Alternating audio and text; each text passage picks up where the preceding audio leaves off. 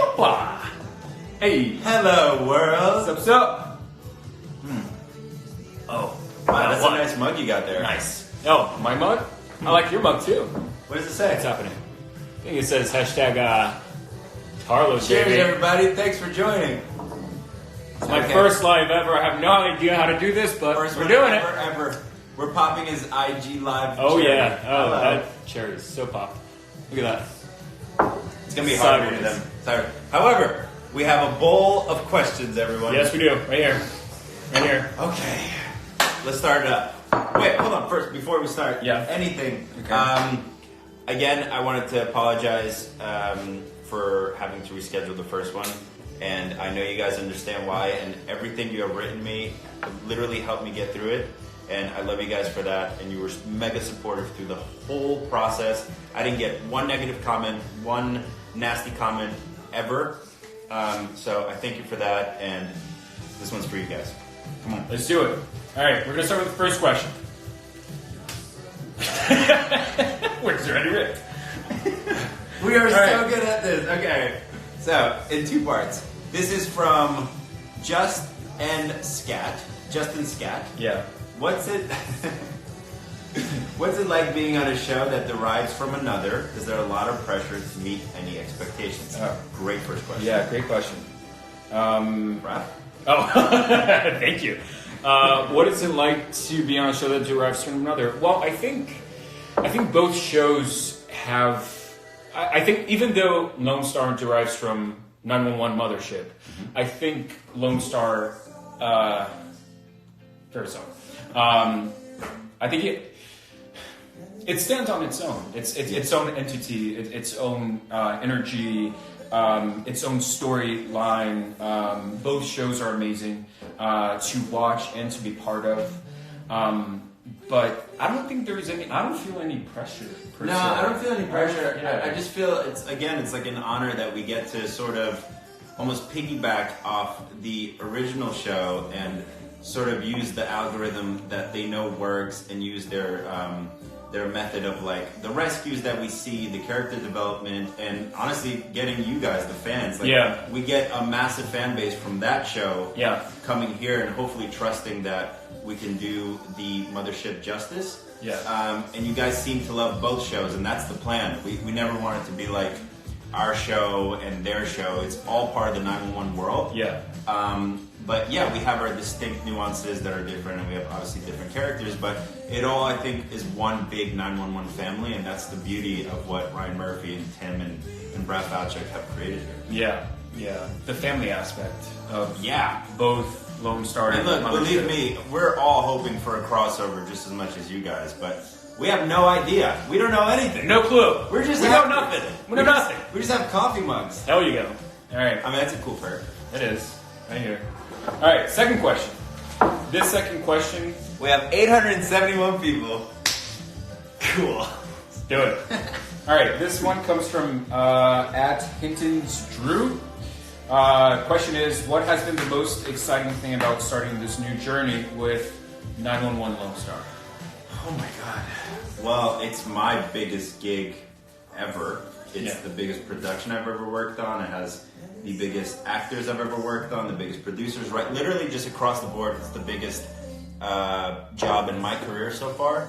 And it literally went all the way to the top. It's literally the king of television, Ryan Murphy, one of the most famous actors of all time, Rob Lowe, Liv Tyler. So it's just been a dream come true, but it's been a pretty crazy dream come true because I never expected it to be this big and this fast right away. So I always tell like our cast just like buckle up and just like we're on a really, really special journey here. Same thing. Huge dream. This is actually my first show ever. This is my first big job. This is my first job. You would never know. You would never know that. It's insane. Yeah, I mean, I had a co-star role like 2 years ago, and then I had a very small part in a movie. But then this landed in September, and a great commercial. Yeah. He's talking about Poopery with JVN. Poopery. No, but okay, so yeah, so I have never experienced anything like this, so I don't have any other show to like, you know, kind of say, oh yeah, I've been through this before, I know how this works. There's an ethic to this. There's a certain there's a rhythm that you can go with. I had none of that, so I had to build it on my own for myself. My first day was shooting with Liv Tyler. That was my first day, and that's Liv Tyler, and you watch her in Lord of the Rings, and back when you were a child, and now you're acting with her on a car being pulled by, there are 4 cameras around you, lights, people all around you. So something that has really been helping me like navigate through this and keeping my feet on the ground is just like focusing on the work, because the work pays off. Oh yeah. And the work pays off also because of you guys. Like every time I get a new script, every time I'm on set, I think of things that that would be just fun to watch and also fun to do, make it fun for me. And the writers know that. The writers know. The writers know. And honestly, it's just what has it been like to be on Lone Star? I mean, it's my first time. It's been great.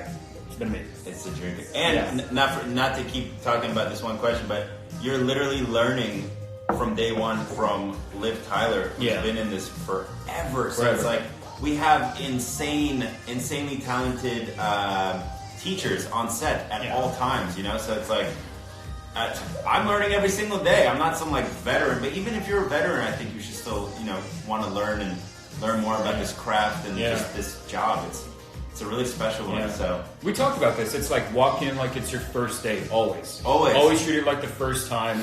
Not that I can say from experience, but it just helps. It integrates that humility that it takes to just like seeing that this is an entire freaking thing. There are a lot of people working this. A lot of people putting their sweat, blood, tears, energy, so much stress, so much that if you just step out and say, I am here to serve a purpose for a bigger picture, literally a bigger picture, it just helps everybody, and we create great TV. It's like that Jay-Z song, My First Song. If none of you have heard it, you should listen to it. It's exactly that. Treat every day like it's your first. Yeah. Touche. Wow. Ooh, this is a really good one. This is from @911fam. You guys are amazing. I know you guys. Oh, hey. Will TK and Carlos ever go dancing together again? Shit. Huh. I wonder. It could be very actually soon. It could never happen. Or it might happen like maybe next episode, maybe never. I don't know. I know nothing. I know nothing. Yeah. Just we just have coffee money. Exactly.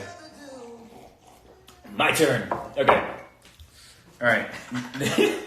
This one comes from this is Nadia. I think that's Nadia Shui. I'm so sorry I'm mispronouncing your name, but Nadia Schweining. Yeah. Probably. Okay, so the questions are: what made you want to play TK / Carlos? What excited you the most? So, well, for me, sort of what we talked about before, of like this is just like the biggest gig ever. And for me personally, TK is the most layered character I've ever played. And as you guys know, every episode something happens to this poor kid. So I think it's, I love characters that you can't judge a book by its cover. Yeah. And you might think one thing, but they're actually mega layered, and there's a lot of depth to them. And TK is like a perfect example of that. I don't even know what's going to happen every episode that we get. Yeah. But it's been a dream to play. So, I mean, that's the thing with TV, right? It's you need to, at least from my experience with Carlos, you want to learn so much about the character, but at the same time you can't pin him down because you're constantly learning about new things about the character. And then you have to shift your point of view, and then you have to shift, some things you learn it on the day, some things you learn it, a week in advance, and or so the night before, which is great, keeps it on our toes. You can't, exactly. And for me, Carlos, what made me want to play Carlos? First of all, I had no idea I was playing Carlos until a week before I was playing Carlos. We didn't choose this. This was granted to us. Yeah. I mean, what I realized that even though Carlos is, he's of Latin descent, who was born and raised in Texas, gay. I knew that he wasn't so very far from me. That's, as I was working on the character and everything, creating a life for himself, even if you guys might not see it, those are the things that really made me feel excited to play Carlos. The fact that I had so much freedom to approach him, and what was I saying? Yeah, so much freedom to approach him and to just create a new character who's just great, like somebody great that you guys are loving. I love playing Carlos. Yeah, that's the thing. We love these characters, and that's the only thing we could really ask for. That's the biggest thing we could ask for is like to fall in love with the character that you're portraying. Yeah, it's very lucky. We're very lucky right now. Yeah. You do the next one, baby. I'll do the next one.